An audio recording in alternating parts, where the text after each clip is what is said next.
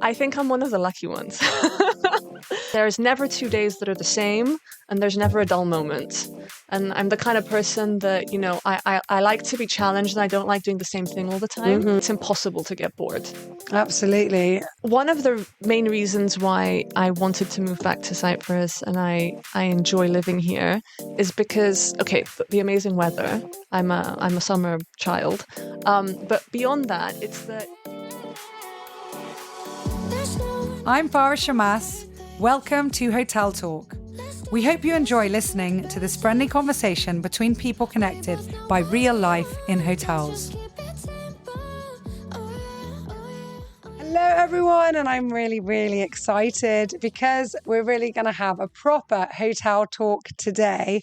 I have with us a fellow hotelier in Limassol who's also a young lady, I'm putting myself in that category also, who is the managing director of Crowne Plaza Hotel, which many of you guys, if you know Limassol back in the day, might remember as Churchill, and then it became Holiday Inn, and now is Crowne Plaza.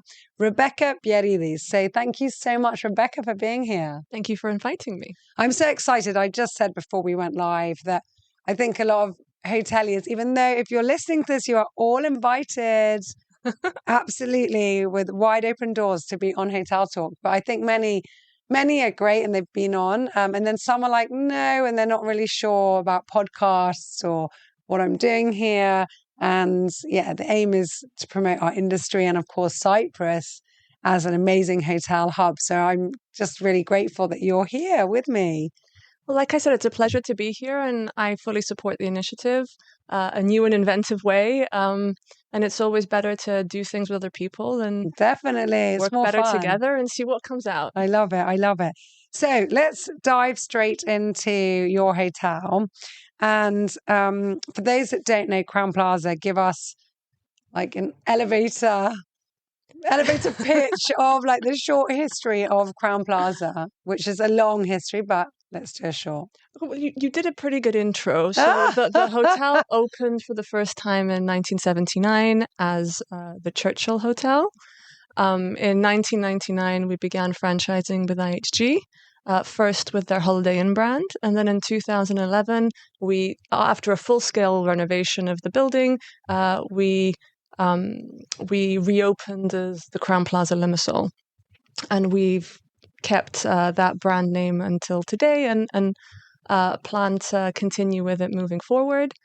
And I think you're at the moment the only brand name in Limassol.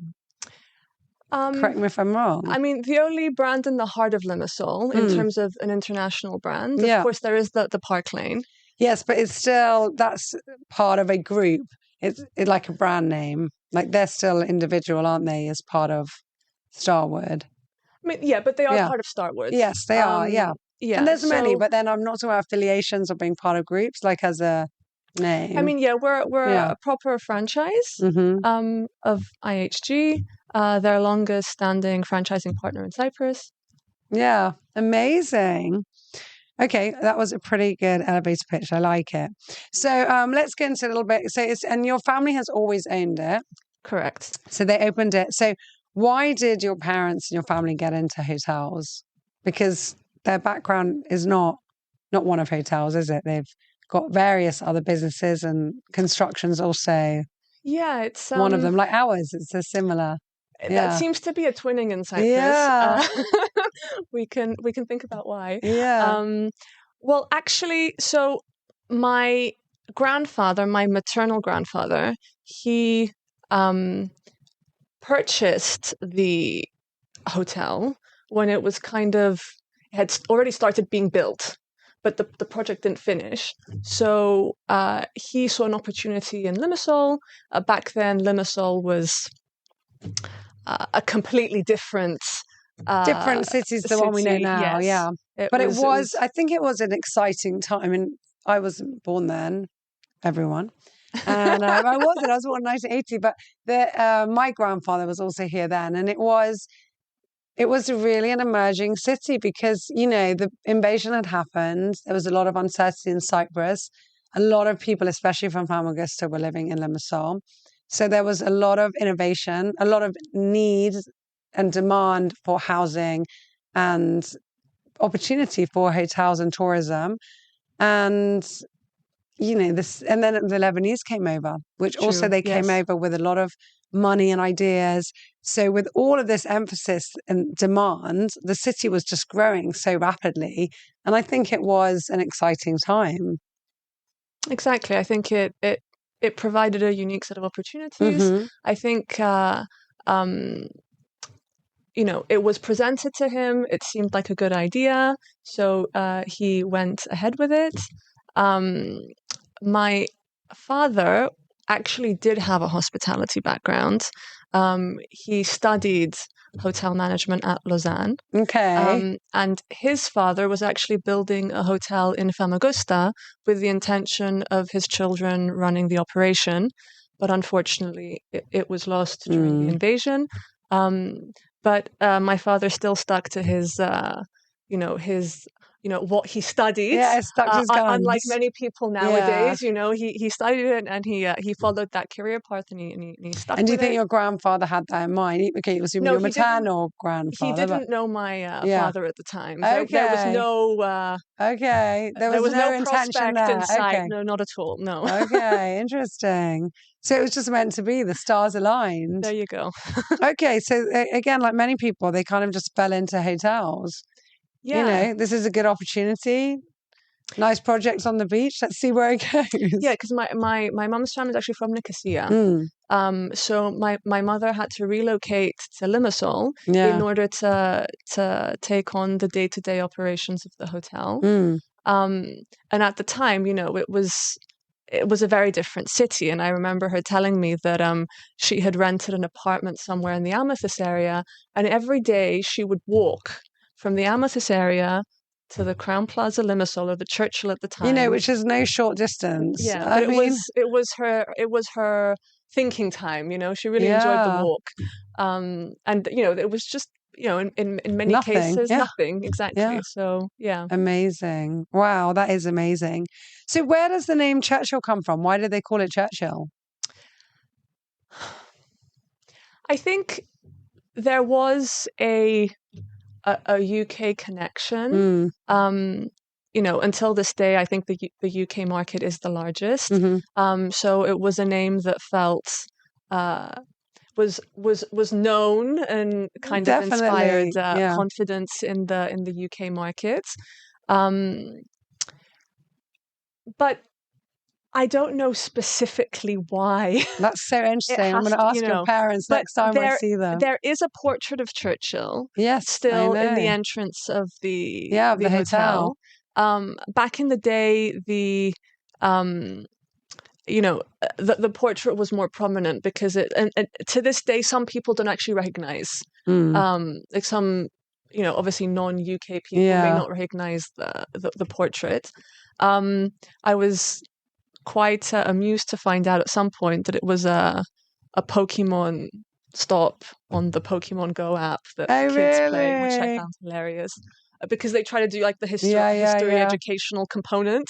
So my nephews told me that the Winston Churchill portrait is on the game. That's amazing. So that was quite an evolution. Yes, you made it to 2024. If you're on an app, then you're definitely secured your place in world history. It's so interesting. I mean, we all remember Churchill, and it's so funny because we've got the same thing. We were part of a brand. We were Sheraton, and then in '96 we became St. Raphael. I think I would say the last 4 or 5 years has finally ebbed that out, and people do say St. Raphael, but there are still very few that will say Sheraton. And until relatively recently, people would get in taxis at the airport and say, "Oh, we need to go to St. Raphael," and they'd be like, "Where?" And then they go, "Oh, Sheraton." And it was, and I think, I still hear some people say, "Oh, and then you turn at Churchill up." Yeah, I think it kind of gives you away a bit in terms of when you were born. Yes. Because different generations know it by a different name, and it's as you learned it. So, and I think that's the case with not just buildings, but roads in Cyprus. How we Yeah. how we do road names that foreigners definitely won't understand because the landmark that they're named that isn't there like Cafe de anymore. Paris, or I don't know. Exactly. Yeah. So I think that falls into the same narrative. Absolutely. Absolutely. So why did you decide to go into hotels? Because your family still has other businesses. You're a very clever person. You could have done a multitude of things. And I don't think your parents pushed you, or I could be wrong. So you tell, there's a pause there. There's a pause.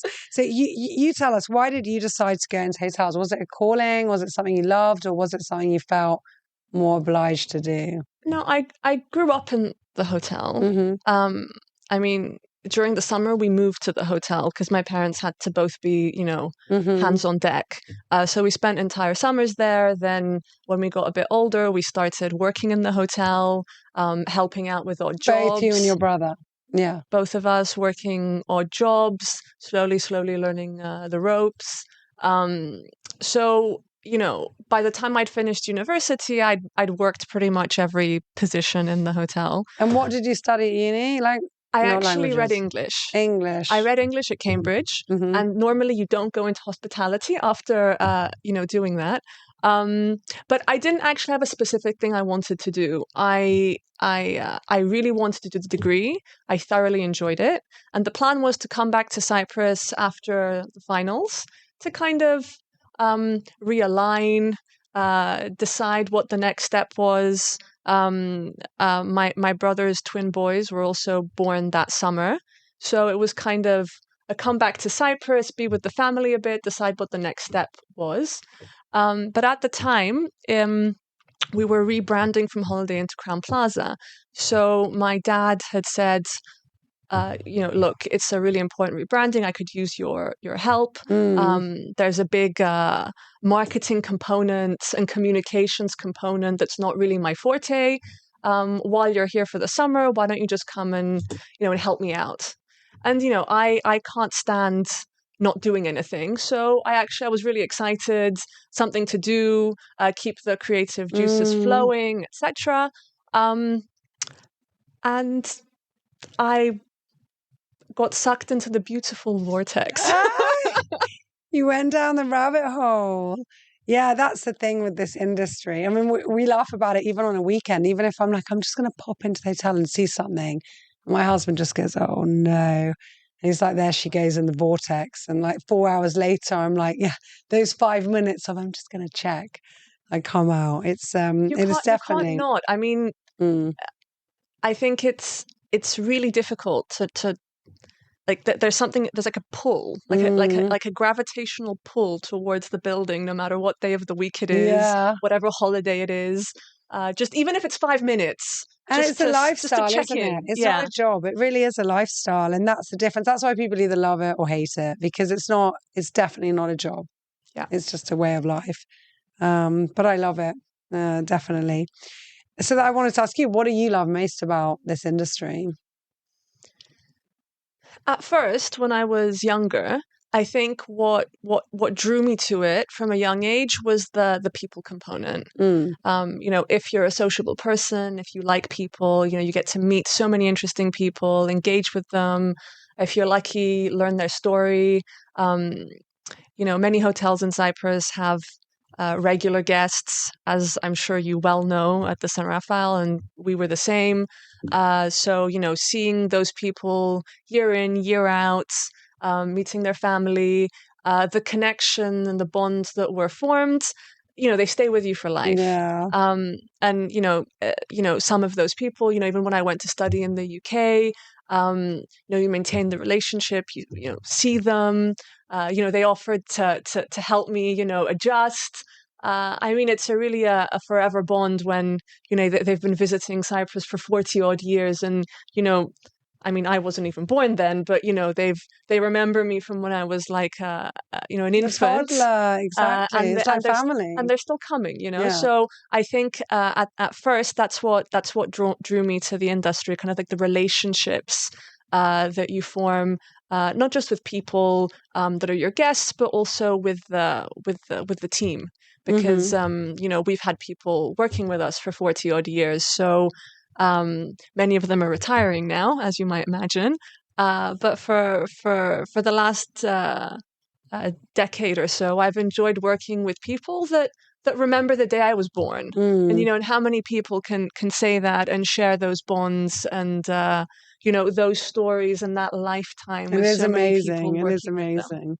Yeah, I have the same. So that's when you were saying you were younger. Now, is it still the same, or? Yeah, I mean that still stays with me, and I think it'll stay with me forever.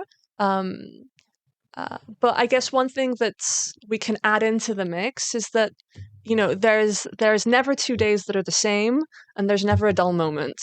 And I'm the kind of person that I like to be challenged, and I don't like doing the same thing all the time.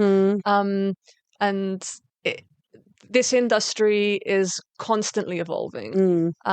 So I think it's impossible to get bored. Absolutely, that's for sure. And so, why do you think your brother didn't go into it? He studied civil engineering, and he's drawn more towards technical things and towards IT. And there was plenty of work to go around. So, yes, exactly. So it works well. He's still. He's not completely uninvolved. Whenever we have anything IT related, systems related, and sustainability related, he's like my constant on-call consultant. What's the best way of doing this? How can we achieve that? Et cetera, et cetera. So yeah, he's still involved. And a different side of the business. He's still in the family. And okay, so this is because your parents and everyone will be listening to this. But how do you find it being in a family business? Because I'm in the same. Like the dynamics can be amazing and it can be tough. There's so many different layers of this, and there's so many pros and then some cons. What's your take on it? Yeah, it's a good question. I think I'm one of the lucky ones. I think, it can go horribly wrong, and you do hear stories. Cyprus is a country built on family businesses, and I'm sure we all know a story or two that didn't go well. I personally I love working with my dad. I still work with my dad on a day-to-day basis. I guess we're lucky because we have different strengths. So we're naturally inclined to focus on different areas. And then support each other and balance each other just naturally, yeah. Exactly. And I think we also have personality types that match. And I think that's also really important. So the dynamic works. So yeah, I personally haven't experienced any negatives. Maybe we talk about work a bit too much. But that's how I grew up anyway. So it's not something that changed when I entered the family business. Dinner talk inevitably kind of sort of circled back to the hotel at some point. So, or to another aspect of the business. So, in many ways, it just feels like a natural continuation of everything, really. Yeah, it's beautiful. When you're close with your family, it's just so nice to get that time with them, because I think, their stats are there and they say, there's I think it's for non-Mediterranean countries, more for Western. But, when your child's 18, you've already spent something like 80% of the time you're going to spend with them. How scary is that? We don't have that here, but especially when you work in a family business and get to be with your family, I think it can be beautiful. And it's just great because that natural evolution of the family aspect can remain. And if it's done right, it can be really, really special. We have lunch every single day. Not many people can say that. No, definitely not. I consider myself very lucky. Yeah, well, I'm sure your parents do too. So what do you love most in Cyprus? Let's talk more generally now.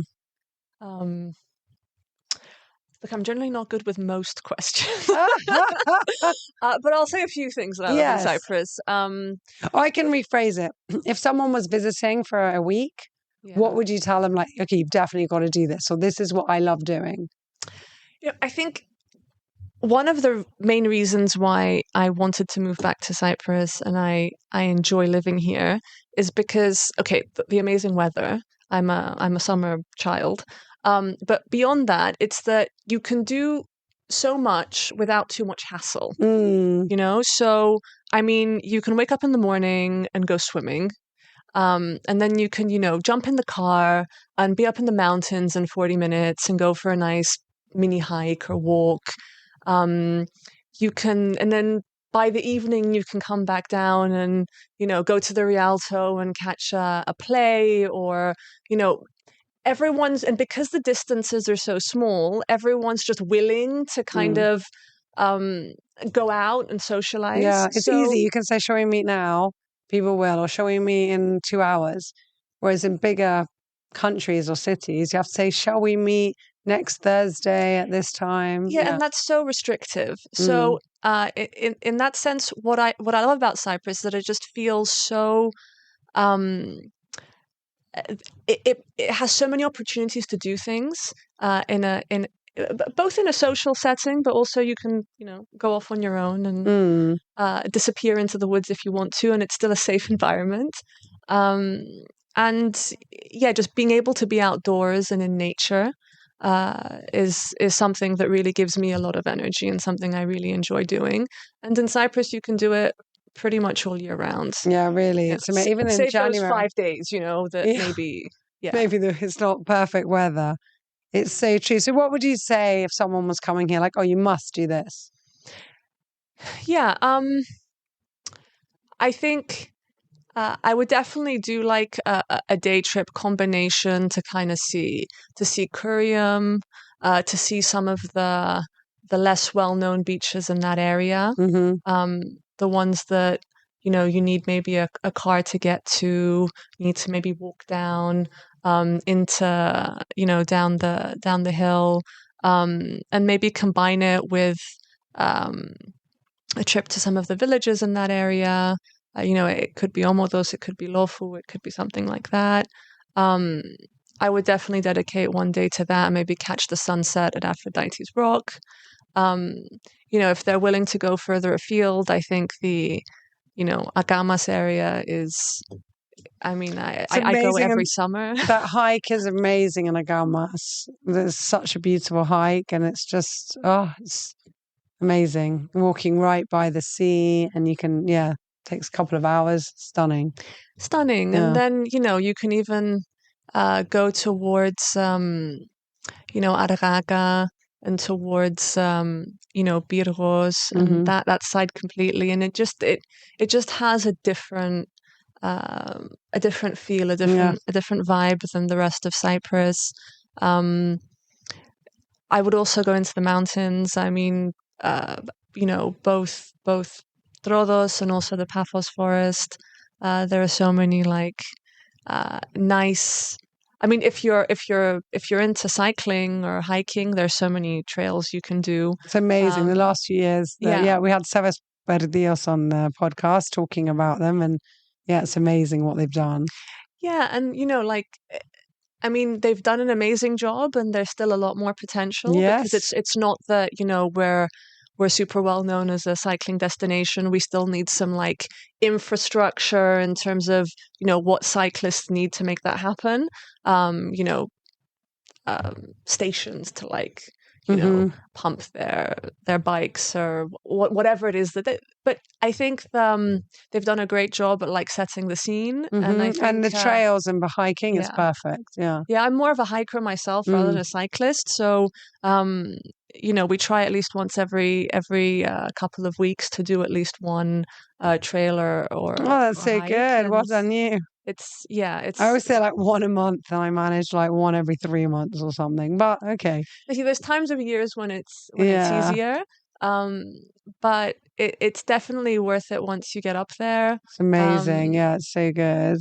Some are longer than others. There's always a taberna involved at the end as a kind of treat. Reward after the long walk. So I think if you're an active person and you're willing to, search for things to do. I think Cyprus is the gift that just keeps on giving. Oh, that's so, yeah. I love that. It's so, so true.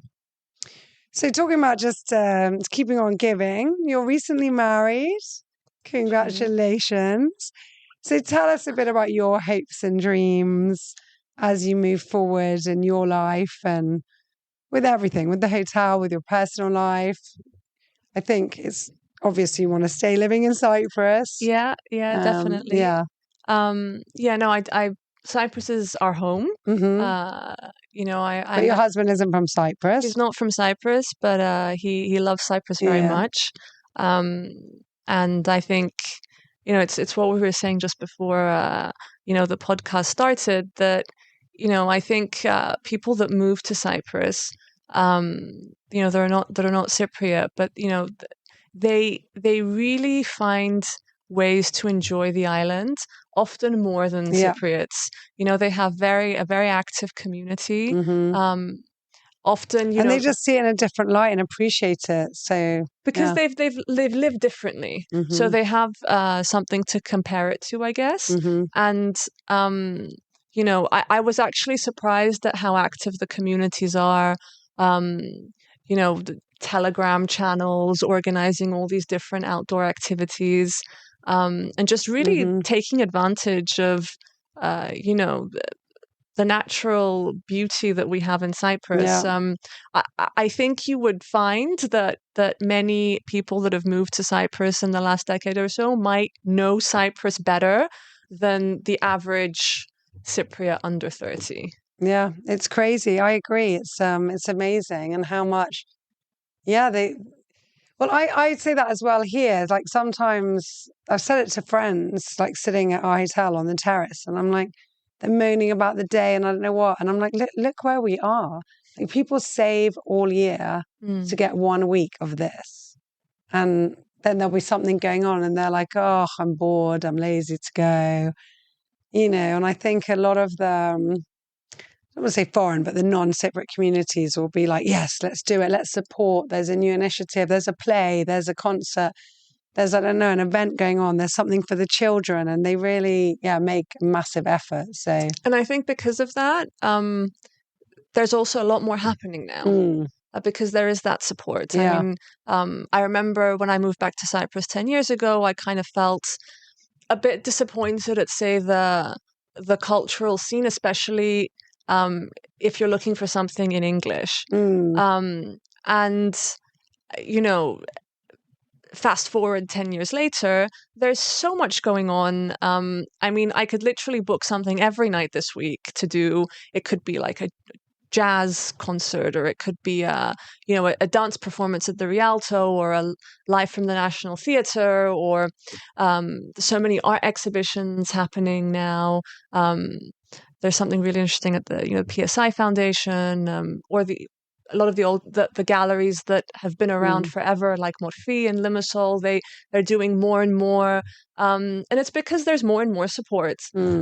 So I think it's great, and keep it coming. Yeah, long may it live. So, what's your favorite quote? So like I said, I'm not good with favorites, but I decided that I had to. Okay, I didn't give you any warnings before this podcast or any of the questions, but that one I gave you a heads up. So. Yeah, this was my one heads up. So I thought I'd give one which is a bit more personal rather than professional. And I chose, be a rainbow in somebody else's cloud. Aww. It's Maya Angelou. Yeah. And the first time I read that quote, it kind of, it made me smile. Yeah. And that feeling was beautiful, and it kind of emanated through me throughout the day, and I kind of kept it with you. Kept it with me. So Maya Angelou says amazing things. That's actually, I gave a TEDx talk recently, and that's part of it. Like, just we're all important and we all have a role, and the ripple effects can really just go so far. So if you just say a kind word, share a nice thought, smile at someone, and you never know where that's going to go. You can lift someone up, make their day, and it only takes a few seconds. And I think that's embodied in the spirit of hospitality. Mm.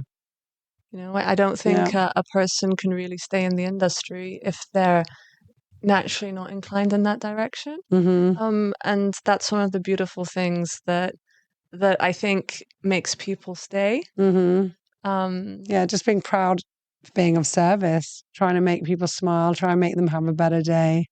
I can't see someone and not smile. I mean, it was ingrained into me, you know, like you see people, you smile. Say good morning. Yeah, How are you? you know, they might be in your path. You obviously stop and let them pass. Are you ever in other hotels and get in lifts and go, how's your stay going? And then I'm like, oh, not my business, not my hotel. And then I'm just looking around like, you having a nice time? Anything we can help you with? I always have funny moments at lifts when, you know, you're inclined to like, you know, let everyone else go in first. And then, you know, you realize that you're in a different hotel and like, you know, there's like 3 other men and they're like, why is she letting us go into the lift first? Like, and then there's like this awkward kind of, no, you go. And it's always very funny. Yeah. So, as you may know, if you've listened to Hotel Talk, we have this tradition of a bonus question at the end. Yes, exactly. Drum roll. So the team at St. Raphael have put those together. So I don't know what question you'll get. What is the name of your first pet? From Elisabeth Sava. Well, thank you, Elisabeth. My first pet was called Bianco. Bianco, was she white or he? He was white. Okay. He was a white... wild guess there. Yeah, a white fluffy cat. We weren't so original with our naming. That's okay. I also had a white cat called Bianca. There you go. And another one called Snowball. We should have introduced them. There you go. Had we known. Had we known. Thank you so much, Rebecca Moore. It's been a pleasure. Really interesting episode, and I can't wait for everyone to hear this, especially your team, who I'm sure appreciate you very, very much. And they've loved seeing you become who you are and such a great leader. So keep it up. Keep doing all you do and so much for our industry. And I wish you all the success. Thank you, Farah. Right back at you. Thank you.